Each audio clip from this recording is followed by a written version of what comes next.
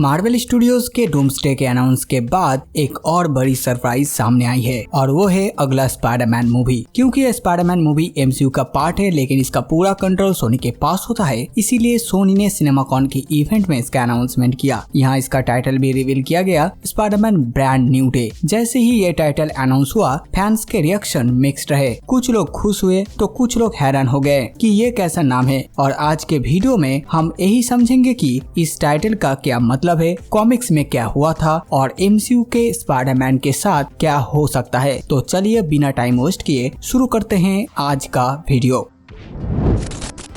सिनेमाकॉन के इवेंट में सोनी ने सिर्फ स्पाइडरमैन ब्रांड न्यू डे का अनाउंसमेंट ही नहीं किया था, बल्कि बियॉन्ड द स्पाइडरवर्स का भी अनाउंसमेंट हुआ। लेकिन क्या आपको याद है, ये नाम पहले भी लीक हो चुका था कि स्पाइडरमैन 4 का working title brand new day है। अब अगर आप सोच रहे हैं कि ये टाइटल का क्या मतलब है, तो चलिए पहले इसका कॉमिक्स कनेक्शन देखते हैं। कॉमिक्स में ऑन मोड डे के इवेंट के बाद पीटर पार्कर की जिंदगी पूरी तरह बदल जाती है और ब्रांड न्यू डे इवेंट शुरू होता है। इसको स्पाइडरमैन का एक सॉफ्ट रिबूट के रूप में भी देखा जा सकता है, क्योंकि सिविल वॉर के इवेंट में पीटर पार्कर ने अपनी आइडेंटिटी रिवील कर दी थी, तो उसके दुश्मन उसको नुकसान पहुंचाने लगे। किंगपिन के आदमियों ने आंट मे को गोली मार दी और वो मरने वाली थी। आंट मे को बचाने के लिए पीटर ने मेफिस्टो के साथ एक डील की, जिसमें मेफिस्टो उसकी शादी मेडिजन के साथ जो हुआ था उसको मिटाने के लिए कहते हैं। पीटर ये सैक्रिफाइस करते हैं और मेफिस्टो पूरी रियलिटी चेंज कर देता है। आंट मे फिर से जिंदा हो जाती है और दुनिया भूल जाती है कि पीटर ही स्पाइडरमैन है। इस नए लाइफ में पीटर पार्कर सिंगल है,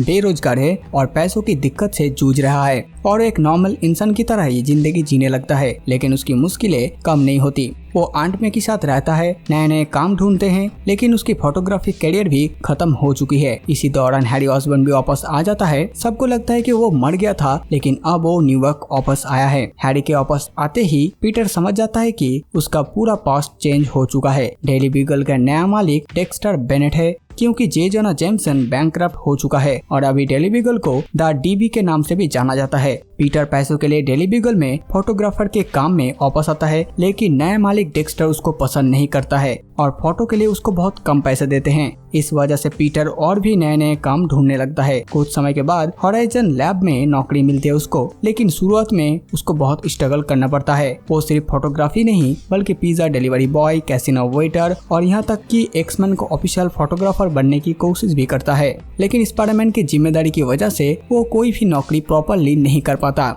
और दूसरी तरफ क्योंकि मेफिस्टो ने रियलिटी चेंज कर दी थी, इसलिए पीटर और मेरी जेन की शादी कभी हुई नहीं। इस वजह से मेरी जेन भी उसके लाइफ से अलग हो गई थी। पहले ये नहीं पता था कि वो कहाँ है, लेकिन बाद में पता चलता है कि एमजे न्यूयॉर्क छोड़ के चली गई थी। जब वो न्यूयॉर्क वापस आती है तो पीटर और एमजे सिर्फ एक पुराना दोस्त ही रहता है और उसका रिलेशनशिप खत्म हो चुका होता है। एमजे एक सक्सेसफुल एक्ट्रेस बन जाती है और अपनी अलग जिंदगी जीने लगती है। इस नए फेज में पीटर की नए लव इंटरेस्ट भी आती है, कली कूपर, मिशेल गोंजालेस और नोरा विंटर्स। इस नए इवेंट में सिर्फ पुराने दोस्त ही वापस नहीं आए, साथ ही साथ नए दुश्मन भी आते हैं। स्पाइडरमैन का एक नया और powerful villain mister negative introduce होता है। मिस्टर नेगेटिव एक सोशल वर्कर जैसा दिखाई देता है, लेकिन असल में वो एक डेंजरस माफिया लीडर है। इसके अलावा एक और विलेन आता है जिसका नाम है मेनेस, जो ग्रीन गॉब्लिन से भी ज्यादा खतरनाक है। और यहाँ एंटी वेनम भी आता है, जो नए वेनम मैकगर्गन के साथ लड़ता है। अगर हम स्पाइडरमैन नो वे होम और कॉमिक्स के ऑन मोड डे इवेंट को कंपैरिजन करें तो बहुत सारे सिमिलरिटीज हमको देखने को मिलता है। कॉमिक्स में मेफिस्टो ने सबको भुला दिया कि पीटर स्पाइडरमैन है और एमसीयू में डॉक्टर स्ट्रेंज ने यही चीज की।